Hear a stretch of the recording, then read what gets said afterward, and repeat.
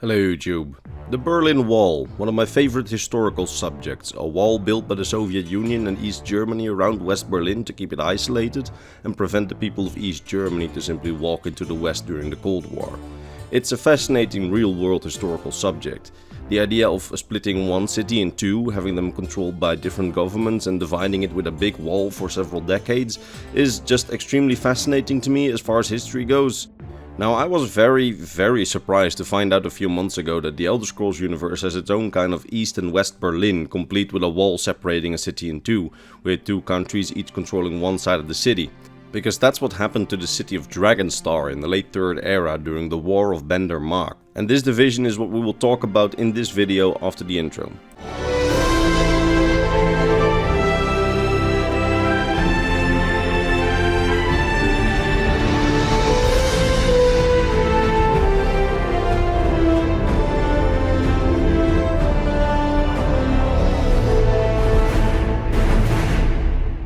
So, the division of Dragonstar in an East and West Dragonstar happened around the year 397 of the Third Era, 2 years before the events of the Elder Scrolls 1 Arena, during the time when the Elder Scrolls Travel Shadowkey, the obscure Engage game, takes place.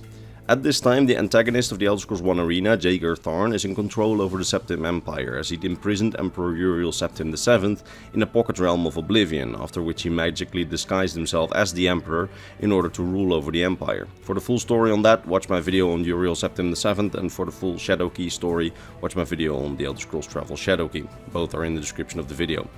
Alright, so Jaeger Tharn's rule over Tamriel was marked by mismanagement and neglect, resulting in numerous regional conflicts as the Empire's vassal kingdoms clashed with each other all over Tamriel. The Imperial legions and diplomats who were supposed to maintain the peace, support diplomatic relations and prevent internal wars, essentially just stood by. Jaeger Tharn didn't seem particularly invested in stopping his vassals from fighting. This led to several regional wars across Tamriel, such as the 5-year war between the Bosmer clans and Valenwood's kingdoms against the Elsewhere Confederacy, the Arnesian War between Blackmarsh and Morrowind, and the War of the Blue Divide between the Somerset Isles and the clans and kingdoms of Valenwood, all within just a few years.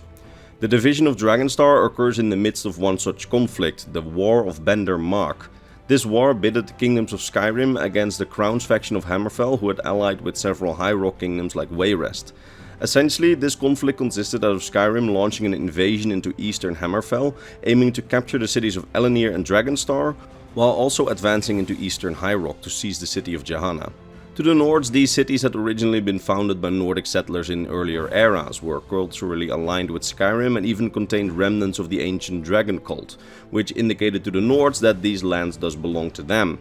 Over the centuries, however, Skyrim had lost control over these regions, and when Skyrim became a part of the Septim Empire at the start of the Third Era, it no longer had the option of reclaiming these lands, as the Empire guaranteed the borders of its vassals. In other words, if Skyrim, an Imperial vassal, were to act aggressively towards Hammerfell or High Rock, also Imperial vassals, the Empire would intervene, and Skyrim would stand little chance against the combined force of these three powers. But with Jaeger Tharn on the throne, uninterested in maintaining borders, Skyrim noticed that other provinces were going to war without repercussions, so, seizing the opportunity, Skyrim invaded eastern High Rock and eastern Hammerfell, capturing Elenir and Jahanna along with half of Dragonstar. Yes, only half of Dragonstar, because the offensive from Skyrim was eventually halted by the crowned Redguards of Hammerfell, when the conflict reached the city of Dragonstar, and the war in the region surrounding Dragonstar at least had settled into somewhat of a stalemate by the events of the Elder Scrolls Travel Shadowkey when we play in the region. You see, before the invasion by the Nords, Dragonstar as a city had already seems to have been divided into two districts, an eastern and a western district, with a wall already running through the city. When the Nords invaded, they managed to capture the eastern part of the city, but the western part of the city they failed to take, as the Redguards managed to hold on to the dividing wall. This made it so that the city got split into two, with the dividing wall forming the border between the two halves of the city.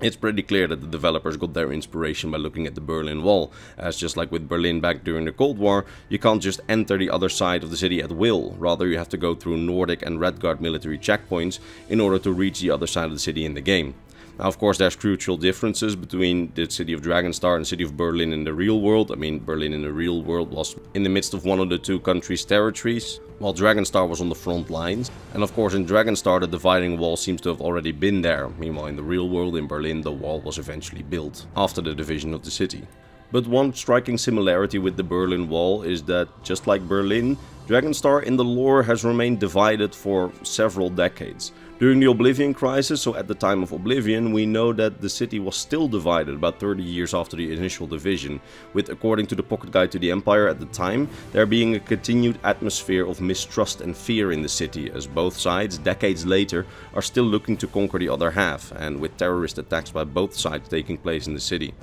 Hatred in the city seems to have mostly been directed towards the Nords during this time, who, after a military commission was sent by the central Imperial government, which likely had to decide peace terms between the two sides, the Nords were seemingly allowed to keep a lot of the conquered territories by the diplomatic commission. It's likely that this commission was sent by Jaeger Tharn just before his defeat in the Elder Scrolls Arena, as at the time of the war he wanted to get more of a hold and influence over Skyrim, meaning that the sending of a military commission favoring Skyrim would be something that Jaeger Tharn would do. Although it's also possible that the commission was sent by Emperor Uriel Septim VII after Jaeger Tharn's defeat, as Uriel might have simply seen the Nords would not just give up the territories, and perhaps the Imperial legions were too weak to do anything about it after years of Jaeger Tharn's mismanagement, so he just decided, alright Skyrim, you can keep it. Now, regardless how the end of the war was decided, this favorable deal for Skyrim meant that the overwhelming consensus in Hammerfell and High Rock was that they lost the war to the Nords, meaning that not just in Western Dragonstar, but all along the front lines of the War of Bendermark,